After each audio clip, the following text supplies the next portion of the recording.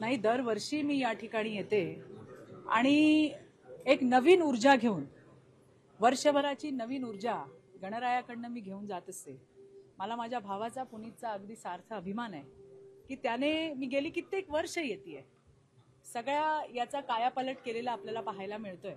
एवढंच नाही, ज्या पद्धतीने मानाच्या गणपतींना येते तसे छोट्या मोठ्या मंडळांनाही भेटी देते आणि सगळ्या मंडळाचे कार्यकर्ते आवर्जून सांगतात की ताई, प्रश्न पडला होता की गणेशोत्सव पुढे करावा किंवा नाही करावा, पण मदतीचा हात पुनीत बालनच्या माध्यमातून आम्हाला मिळाला आणि पुन्हा एकदा जोरात पुण्याच्या गल्ली बोळामध्ये आपण पाहतोय की गणेशोत्सव मोठ्या अगदी उत्साहाने साजरा होतोय. गणरायाकडे माझ्या या भावासाठीही मी मागितलंय की त्याच्या मागची इडापिडा सगळी जाऊ दे, गणरायाने अधिकचं बळ पुनीतला द्यावं की जेणेकरून तो आणखीन चांगली सेवा गणेश बाप्पाची करू शकेल. सुषमा अंधारेंनी मी काय म्हटलं, आज उगाच कुणाची नावं घेऊन मला माझं विटाळावायचं नाहीये.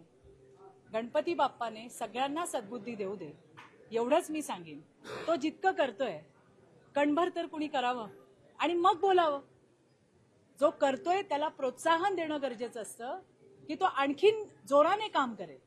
पाय खेचणं किंवा वाटेल तसं बोलणं, आता हे पाहतोय तुम्ही, पण मी तुम्हाला जसं मगाशी म्हटलं की मला माझं तोंड वाईट करायचं नाहीये, विटाळावायचं अजिबात नाहीये. मी बाप्पाच्या दरबारात आहे आणि जो बाप्पाची चांगली सेवा करतोय त्यांना विचारा, ज्यांच्यासाठी काम करतोय ते तुम्हाला सांगतील की पुनीत काय करतोय.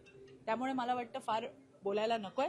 परमेश्वराने सगळ्यांना सुखी ठेवावं, समाधानी ठेवावं. महायुतीच्या आमचे एकनाथराव शिंदे असतील, देवेंद्रजी असतील, अजितदादा असतील, यांना बाप्पाने बळ द्यावं की अधिकाधिक आणखीन जनतेसाठी ते काम करू शकतील. गणपती बाप्पा.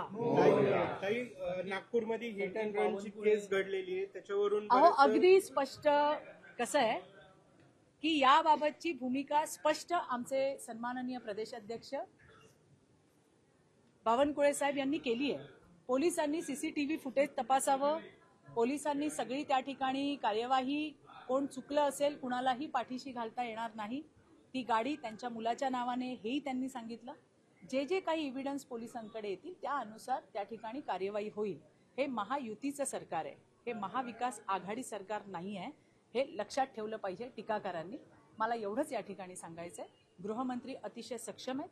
स्वतः प्रदेशाध्यक्षांनी या गोष्टीचा खुलासा कालही केला, पण तरी सुद्धा काहीतरी त्याच्यामध्ये खुसपट काढून मग हेच का नाहीये, तेच का नाही, येणार सगळं येणार.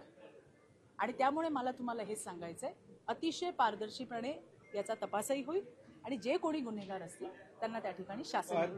ज्या प्रकारे पोर्शे प्रकरण झालं होतं त्याच प्रकारे हे हिट अँड रन कायदा सगळ्यांना समान दिसत, हे सगळं सांगितलेलं आहे. कायदा सगळ्यांसाठी समान आहे हे आमचे प्रदेशाध्यक्ष बावनकुळे साहेबांनी काल अतिशय क्लिअरली सांगितलंय. पण तरी सुद्धा काहीतरी खुसपट काढून वेगळे वेगळे रंग देण्यामध्ये माहीर असणारे खूप कलाकार या ठिकाणी आहेत राज्यामध्ये आणि ते वातावरण भडकवायचं काम करतायत. स्वतः प्रदेशाध्यक्षांनी सांगितलं, गाडी माझ्या मुलाच्या नावावर आहे. ज्या ठिकाणी हा प्रकार घडला त्याचे सीसीटीव्ही सुद्धा फुटेज चेक करण्यात येईल आणि जे दोषी असतील त्यांच्यावर कारवाई होईल.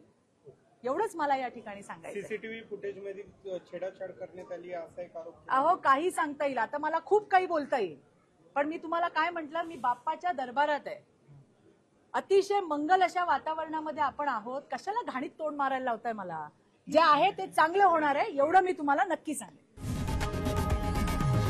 लोकशाही मराठी ऐका, पहा, जागरूक रहा.